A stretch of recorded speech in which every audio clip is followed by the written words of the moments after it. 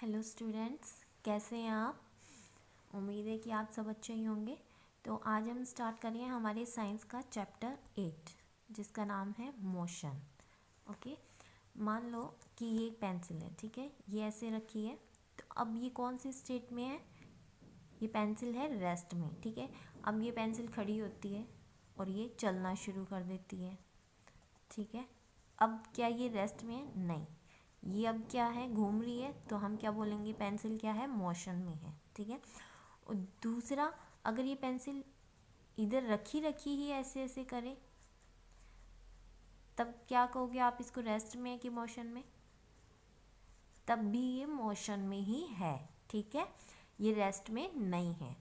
Okay, तो अगर ये सीधी रखी है, बिल्कुल भी हिल डुल नहीं रही है, तभी ये रेस्ट में है। अदरवाइज बाकी हर किसी तरह की मूवमेंट को क्या कहेंगे हम, ये मोशन में है। ओके, तो motion, when an object is changing its position with respect to time, जब कोई ऑब्जेक्ट चेंज करता है अपनी पोजीशन को, ठीक है, with respect to time, time के साथ साथ, ठीक है, अपनी पोजीशन चेंज करता है, तो हम क्या कहेंगे, it is said to be in motion. तो हम उस ऑब्जेक्ट को क्या कहेंगे कि ये किस में है, मोशन में है, ठीक है। Some time motion is not inferred, कभी कभी क्या होता है कि मोशन को इन्फर्ड मतलब अनुमान लगाना, या आप इसकी जगह लिख सकते हैं गैस, इसकी फॉर्म आएगी गेस्ट। ओके, मतलब अनुमान लगाना, ठीक है। Sometimes it is not inferred directly, कभी कभी क्या होता है, मोशन जो है हम डायरेक्टली अनुमान नहीं लगा सकते हैं कि कोई वस्तु जो है मूवमेंट में है, ठीक है। पर हमें कैसे पता चला, जब हमें दिख ही नहीं रहा कि वो मूवमेंट में है, तो हमें कैसे पता चला, but we sense motion because of effect produced by motion. क्या है, हम सेंस करते हैं, महसूस करते हैं उसके मोशन को। कैसे महसूस करते हैं, इफेक्ट, जो प्रभाव है उसके मोशन में आने की वजह से जो प्रभाव हुए हैं उनसे महसूस करते हैं। जैसे कि ऐसा कौन सा मोशन हो गया, देखो कौन सा मोशन होता है कि वो दिख ही नहीं रहा, कोई चीज़ घूम रही है पर वो घूम रही है। ऐसा कब होता है, जैसे कि हवा, हवा घूमती हुई हमें दिखाई देती है, हवा चलती हुई हमें नहीं दिखाई देती।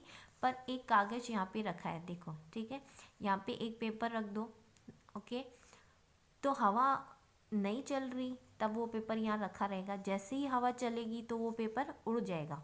तो उससे हमें क्या पता चला कि हवा चल रही है, हवा हमें दिखाई तो नहीं दी, पर वो पेपर उड़ गया, तो हम क्या कहेंगे कि हवा चल रही है। ओके, और दूसरा एग्जाम्पल क्या हो गया, जैसे कि दिन रात, चेंज ऑफ सीजन, ये सब किसकी वजह से होते हैं, मोशन ऑफ अर्थ, अर्थ के घूमने की वजह से होते हैं। क्या अभी आप महसूस कर पा रहे हो कि हमारी धरती जो अर्थ है वो घूम रही है? नहीं, हमें ऐसे नहीं पता चलता। पर जब दिन रात होते हैं और सीज़न भी चेंज होते हैं, कभी गर्मी सर्दी स्प्रिंग सीजन, तो उससे हम क्या कह सकते हैं कि हाँ, अर्थ घूम रही है। ओके, पर हमें डायरेक्टली महसूस नहीं हो रहा है कि अर्थ घूम रही है, पर हम उसको सेंस करते हैं। किससे सेंस करते हैं, इसके इफ़ेक्ट जो है, उसके घूमने की वजह से जो इफ़ेक्ट हो रहे हैं उनसे हम पता करते हैं कि हाँ, ये चीज़ घूम रही है, ठीक है। एन ऑब्जेक्ट एट रेस्ट में appear in motion, an object at rest मतलब कोई ऑब्जेक्ट रेस्ट में है, में अपीयर मतलब दिख सकता है मोशन में। अब ये क्या बात हो गई कि ऑब्जेक्ट रेस्ट में है और दिख रहा है मोशन में, ठीक है। तो मोशन टू ए पर्सन मतलब एक आदमी को तो लग रहा है कि वो मोशन में है। एंड स्टेशनरी, स्टेशनरी मीन्स भी क्या होता है, रेस्ट, ठीक है, स्टेशनरी मीन्स भी क्या होता है, रेस्ट। ओके, रेस्ट ही होता है। स्टेशनरी फॉर अदर पर्सन मतलब दूसरे आदमी को लग सकता है कि वो क्या है, रेस्ट में है, ठीक है। ऐसा कैसे हो गया भाई, एक आदमी को लग रहा है कि वो घूम रही है, दूसरे को लग रहा है कि वो रेस्ट में है। ओके, इसका एग्जाम्पल क्या है, आप थोड़ा सा सोच के देखो, ऐसा कौन सा एग्जाम्पल होता है। मान लो कि यहाँ पे कोई पेड़ है, ओके, यहाँ पे एक पेड़ है, इसके पास से एक सड़क जा रही है, ठीक है।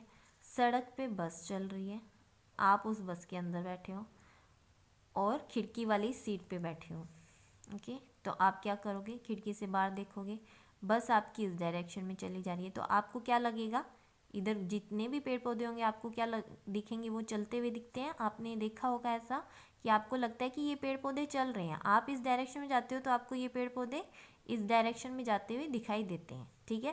पर क्या वो पेड़ चल रहा है? नहीं चल रहा है, पर आपको लग रहा है कि वो चल रहा है। पर कोई आदमी बस में नहीं बैठा है और यहाँ पे खड़ा है, रोड के साइड में खड़ा है, उसको ये पेड़ चलता हुआ दिखेगा? नहीं, उसके लिए तो ये पेड़ रेस्ट में है। पर आप बस में जा रहे हो, आप चल रहे हो, तो आपको क्या लग रहा है, ये कैसा है? मोशन में है, ठीक है। आप पैदल चल के जा रहे हो, आपकी इतनी स्पीड नहीं होती है, तो आपको नहीं लगेगा कि ये पेड़ चल रहा है। पर आप बस में जा रहे हो तब आपको महसूस हो रहा है कि ये पेड़ चल रहा है, ठीक है। तो for the passengers in A moving बस, एक चलती हुई बस में बैठे पैसेंजर मतलब यात्रियों को लगता है द रोड साइड ट्रीज, मतलब रोड के पास लगे हुए जो भी पेड़ हैं, मतलब बाहर जितने भी पेड़ हैं, वो क्या दिखाई देते हैं? अपीयर टू बी मूविंग, ठीक है, चलते हुए दिखाई देते हैं, ठीक है। और क्या एग्जांपल है? ए पैसेंजर इनसाइड ए मूविंग बस, एक आदमी एक बस के अंदर बैठा है, बस चल रही है, ठीक है। उसको क्या लगता है, उसके साथ जो उसके पैसेंजर हैं वो क्या दिखाई देते हैं उसको? रेस्ट में। कैसे? आप बस में बैठे हो, बस चल रही है, ठीक है, आप सब लोग बस के अंदर बैठे हो, तो आपका फ्रेंड आपकी पास वाली सीट पे बैठा है, तो आप क्या कहोगे कि ये मोशन में है? वो तो बैठा है, वो तो रेस्ट में है, वो नहीं चल रहा, तो वो आपके लिए तो रेस्ट में है। पर एक आदमी जो कि बाहर खड़ा है, but a person standing on the road side, जो कि बाहर रोड के पास खड़ा है, रोड पे खड़ा है, उसको क्या लगेगा? आप दोनों ही क्या कर रहे हो? चल रहे हो, ठीक है। आपकी बस है, बस में आप बैठे हो, आपके साथ आपका फ्रेंड बैठा है, ओके। आपके लिए आप बैठे हो, आप भी रेस्ट में हो, आपका फ्रेंड भी रेस्ट में है, ठीक है। पर एक आदमी जो बाहर है, आपकी बस में नहीं है, उसको क्या लगेगा? बस के साथ साथ आप दोनों भी चल रहे हो, ओके। तो a passenger inside a moving bus sees देखता है हिज फेलो पैसेंजर, उसके साथी यात्रियों को, to be at rest, rest में देखता है। But a person standing on the road side sees both of them moving along with the bus, क्या देखता है कि वो दोनों ही पर्सन क्या है? बस के साथ मूवमेंट में है, मोशन में है, ठीक है। ओके, तो अब हमने पढ़ लिया कि कोई चीज़ मोशन में है तो उसको कैसे डिस्क्राइब करते हैं। अब हम देखते हैं कि different type of motion based on path. अब अलग अलग तरह के मोशन पाथ पे बेस्ड, मतलब किस तरह का रास्ता है तो उस मोशन को क्या कहेंगे। जैसे कि फर्स्ट है straight line motion. Straight line motion कौन सा होता है? When an object moves on straight line, कोई ऑब्जेक्ट है वो सीधा सीधा चला जा रहा है, ठीक है, तो क्या कहेंगे उसका मोशन कैसा है? Straight line. ये क्या है? एक सीधी रेखा है ना, स्ट्रेट लाइन, तो इसके अलोंग जो मोशन होते हैं उसको क्या बोलेंगे? Straight line motion, okay. Second है सर्कुलर मोशन, ठीक है। जब कोई object moves, when an object moves on a circular path, जब कोई ऑब्जेक्ट ऐसे गोल गोल घूमता है, ठीक है, ये हमारी सड़क है, गोल गोल सड़क है, इसके ऊपर घूमता है, ठीक है, तो हम क्या कहेंगे? कौन सा मोशन है ये? सर्कुलर मोशन, ठीक है। थर्ड है रोटेशनल मोशन। वो कौन सा मोशन होता है भाई? When object moves about their own centre और एक्सिस, जब कोई ऑब्जेक्ट अपने ही एक्सिस पे घूमता है, मतलब वो चलकर कहीं नहीं जा रहा है पर एक जगह खड़ा खड़ा घूम रहा है, तो उसको क्या बोलते हैं? Rotational motion. ऐसा कौन सा मोशन होता है? ओके, ऐसा मोशन होता है जैसे हमारा फैन, पंखा, हमारा पंखा क्या कहीं चलकर जाता नहीं, नहीं कहीं नहीं चल के जाता, बट वो अपनी जगह पे तो घूमता रहता है जिससे कि हमें हवा महसूस होती है, ठीक है। तो अपनी ही जगह पे घूमने को कौन सा मोशन बोलते हैं? Rotational motion, okay. फोर्थ है vibration, vibrational motion. Vibrational motion कैसा होता है? जैसे कि ये पेन है, ओके, ये पेन, इसको मैं ऐसे ऐसे ऐसे घुमाती हूँ, ठीक है, ये क्या कर रहा है? ऐसे ऐसे घूम रहा है ना, इसको क्या बोलते हैं? वाइब्रेशन, आपको पता है, ओके, इसको बोलते हैं वाइब्रेशनल मोशन, ठीक है। कॉम्बिनेशन ऑफ मोशन, अब इन मोशन का क्या है? कॉम्बिनेशन भी हो सकता है। कैसे कॉम्बिनेशन होगा भाई? एक ही वस्तु दो दो तरह से कैसे घूम सकती है एक साथ? वो भी होता है, देखो, there may be a situation involving a combination of this motion, ठीक है। एक सिचुएशन ऐसी भी हो सकती है कि वो दो मोशन का कॉम्बिनेशन हो। क्या क्या मतलब हुआ इसका, जैसे कि इसका एग्जांपल है अर्थ। हमारी अर्थ जो है वो क्या करती है, रोटेट करती है। रोटेट मतलब रोटेशनल मोशन, मतलब अपनी ही जगह पे घूमना, ठीक है, अपनी जगह पे भी घूमती है। रिवॉल्व, रिवॉल्व मतलब ऐसे घूमना, सर्कुलर घूमना, ठीक है। तो रोटेट भी करती है और रिवॉल्व भी करती है। रोटेट करती है उससे क्या होते हैं, हमारे दिन रात होते हैं। रिवॉल्व करती है उससे क्या होते हैं, हमारे सीजन चेंज होते हैं, ठीक है। तो हमारी अर्थ दो तरह के मोशन करती है, एक रोटेशनल मोशन, दूसरा रिवॉल्व करती है, ठीक है, सर्कुलर मोशन या रिवॉल्व करती है, ओके, ठीक है। अब नेक्स्ट पढ़ते हैं straight line motion. Straight line motion क्या होते हैं, describing motion to describe the position of an object. किसी भी ऑब्जेक्ट की पोजीशन को कैसे डिस्क्राइब करते हैं, जैसे कोई वस्तु यहाँ पे है, इसको कैसे डिस्क्राइब करेंगे कि ये यहाँ पे है। इसके लिए हमें क्या चाहिएगा, अब इसके लिए हमें एक रेफरेंस पॉइंट चाहिएगा कॉल्ड ओरिजिन, ठीक है। ओरिजिन चाहिए होगा जिससे कि हम बता सकते हैं कि ये इससे इस दूरी पे है। जैसे कि यहाँ पे कोई मंदिर है, यहाँ पे आपका घर है, ठीक है। तो आप क्या कहोगे कि मेरा घर जो है मंदिर से 2 किलोमीटर कौन सी डायरेक्शन में हो गया, ईस्ट में है, पूर्व दिशा में है, ओके। तो हमें ये एक रेफरेंस पॉइंट चाहिए था, जो कि हमने मंदिर को बना लिया और हमने बता दिया कि हमारा घर इससे 2 किलोमीटर दूरी पे है। तो इस तरह से हम किसी भी चीज़ की पोजीशन को डिस्क्राइब करते हैं। उसके लिए क्या चाहिए, हमें एक रेफरेंस पॉइंट चाहिए, ओरिजिन चाहिए, ठीक है। अब देखो मोशन कितने तरह के होते हैं, यूनिफॉर्म मोशन। यूनिफॉर्म मोशन कौन से होते हैं, when an object covers equal distance, जब कोई ऑब्जेक्ट इक्वल डिस्टेंस कवर करता है in equal interval of time, ठीक है। इक्वल इंटरवल ऑफ टाइम में इक्वल डिस्टेंस कवर करता है तो क्या बोलते हैं, it is said to be in uniform motion. क्या मतलब हो गया भाई, इसका मतलब हुआ जैसे कि कोई बस चल रही है, ठीक है, चल रही है, उसने पहले 1 घंटे में क्या किया, 1 घंटे में क्या किया, इसने 10 किलोमीटर चली। फिर अगले 1 घंटे के अंदर वो फिर क्या करी, 10 किलोमीटर चली। फिर अगले 1 किलोमीटर के अंदर वो फिर क्या चली, 10 किलोमीटर चली। देखो टाइम 1 घंटा, 1 घंटे में 10 किलोमीटर चल रही है, वापस 1 घंटे में 10, 1 घंटे में 10, ठीक है। तो क्या हुआ, इक्वल इंटरवल ऑफ टाइम है, एक एक घंटे का इंटरवल है, ठीक है, टाइम का। और दूरी डिस्टेंस भी क्या कर रही है, वो 10-10 किलोमीटर ही चल रही है। तो ये दूरी भी सेम है, टाइम भी सेम है, तो इसको क्या बोलेंगे, यूनिफॉर्म मोशन, ठीक है। When an object covers equal distances in equal interval of time it is said to be in uniform motion, ठीक है। अब नॉन यूनिफॉर्म मोशन कौन से होते हैं, when an object covers unequal distances in equal interval of time it is said to be in non uniform motion. जैसे कि अभी हमने ऊपर देखा था कि टाइम इंटरवल बना लिया हमने, ठीक है, 1 घंटा, अगला 1 घंटा, उससे अगला 1 घंटा, ठीक है। अब कोई बस चल रही है, अब इधर 3 घंटे चली बस और 30 किलोमीटर चली, ठीक है। अब इधर बस 3 घंटे चलेगी पर कितने किलोमीटर चलेगी, देखो पहले 1 घंटे में वो बस चली 10 किलोमीटर, फिर ट्रैफिक था, उसकी स्पीड क्या हो गई, कम हो गई। अब वो कितनी चली, अब वो 5 किलोमीटर ही चली, ठीक है। फिर अगले 1 घंटे में और ज़्यादा ट्रैफिक आ गया, वहाँ पे वो सिर्फ 2 किलोमीटर ही चल पाई। तो टोटल डिस्टेंस कितनी कवर करी उसने, हर 1 घंटे में, हर अगले घंटे में वो अलग अलग दूरी तय कर रही है। तो ये क्या, कैसा मोशन हो गया, नॉन यूनिफॉर्म। टोटल कितनी डिस्टेंस तय करी इसने, कितनी होगी, 17 किलोमीटर, ठीक है। टोटल 17 किलोमीटर डिस्टेंस इसने कवर करी। तो ये कैसा मोशन हो गया, नॉन यूनिफॉर्म मोशन है, क्योंकि हर अलग अलग सेम टाइम इंटरवल के अंदर, एक एक घंटे का टाइम इंटरवल लिया है हमने। ऐसा तो नहीं कि ये 1 घंटा, ये 2 घंटा, ये 3 घंटा, नहीं, टाइम इंटरवल हमने सेम लिया है। इक्वल टाइम इंटरवल, इक्वल है ये सब, एक एक ही है।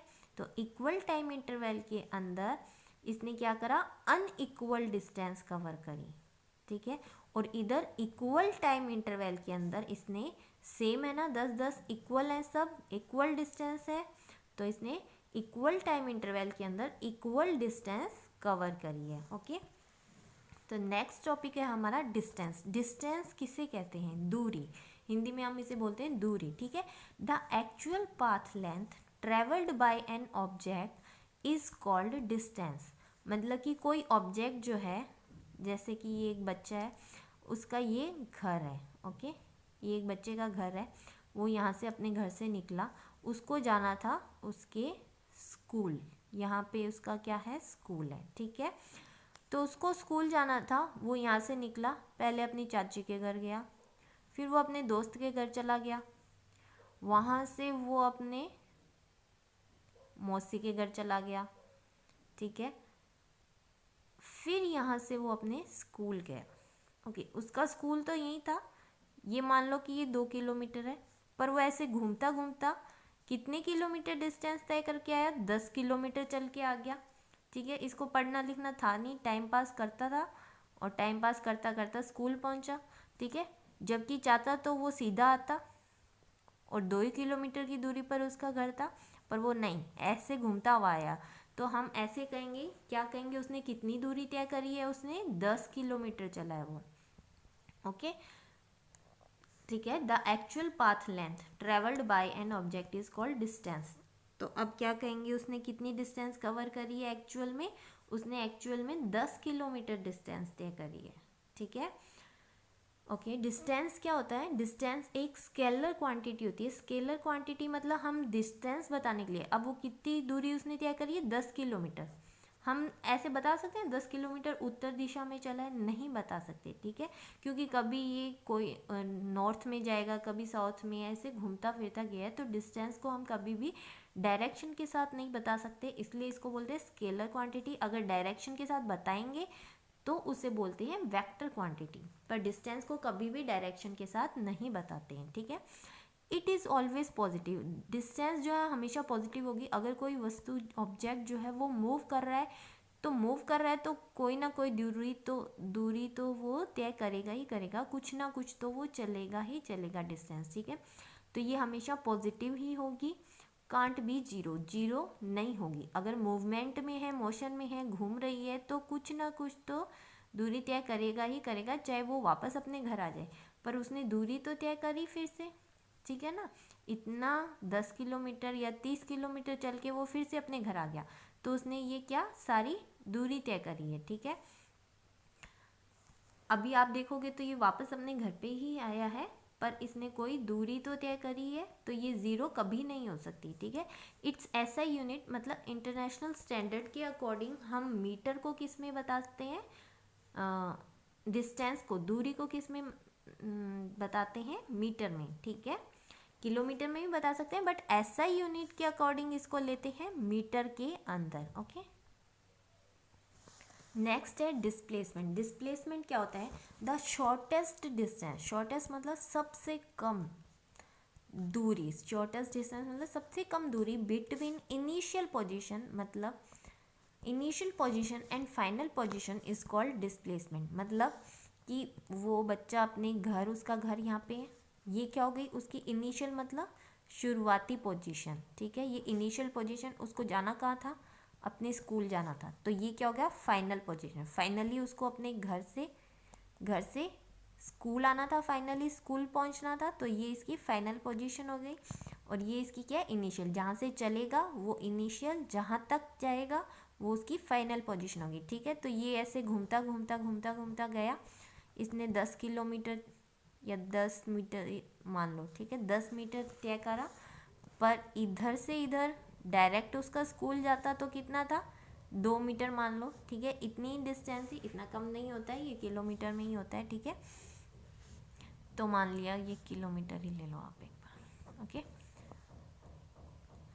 तो ये 10 किलोमीटर चल के गया, पर वो चाहता तो 2 किलोमीटर, सबसे शॉर्टेस्ट डिस्टेंस कौन सी है इसकी, 2 किलोमीटर वाली, ठीक है। अभी ये जरूरी नहीं 10 ही चल के जाए, अब ये कितनी भी दूरी तय कर सकता है, इधर से जा सकता है, कितना भी और जा सकता है, बट फाइनली जा कहाँ रहा है, घर से स्कूल जा रहा है, और घर से स्कूल की सबसे कम दूरी कौन सी है, ये वाली, ठीक है। शॉर्टेस्ट डिस्टेंस, सबसे कम दूरी ये वाली है, तो इससे क्या बोलते हैं, ये दूरी जो शॉर्टेस्ट डिस्टेंस होगी उसे बोलते हैं हम डिस्टेंस, और जितनी उसने कवर करी, जितना वो चल के आया उसे बोलते हैं, जितना वो चलकर आया उसे हम बोलते हैं डिस्टेंस, और सबसे कम दूरी जो है उसकी इनिशियल फाइनल पोजीशन के अंदर, उसे हम क्या बोलते हैं, डिस्प्लेसमेंट, ठीक है, इसे बोलते हैं डिस्प्लेसमेंट। अब जैसे इसके अंदर एक सिचुएशन और होती है, जैसे कि एक बच्चा है, अपने घर से निकला, घूमता फिरता वापस अपने घर आ गया, ठीक है। अब इसकी इनिशियल पोजीशन क्या है, उसका घर है, ठीक है, और फाइनल पोजीशन क्या है, वो भी उसका घर है, तो घर से घर की दूरी तो 0 ही होगी, मतलब घर पे ही आ गया, तो उसकी क्या डिस्टेंस, डिस्प्लेसमेंट क्या हुआ इसका 0, पर डिस्टेंस क्या हो गई, ये इतनी जो दूरी तय करके आया है उसे बोलते हैं डिस्टेंस। तो ये डिस्टेंस कितनी होगी, मान लो ये 5 किलोमीटर घूमकर आ तो फिर से अपने घर ही गया, तो इसकी इनिशियल और फाइनल पोजीशन यही है, इसके बीच में कोई दूरी नहीं है, तो ये क्या हो गया है, डिस्प्लेसमेंट इसका क्या हो गया है, 0, ठीक है।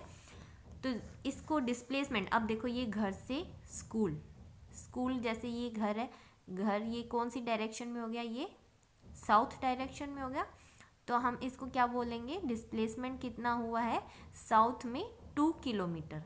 अब डिस्प्लेसमेंट को बताने के लिए मैंने क्या यूज़ किया है, 2 किलोमीटर साउथ, मैंने डायरेक्शन बताई, तो डायरेक्शन जब साथ में बताएंगे तो क्या होता है, वो वेक्टर क्वांटिटी होती है, कौन सी क्वांटिटी होती है, वेक्टर क्वांटिटी होती है।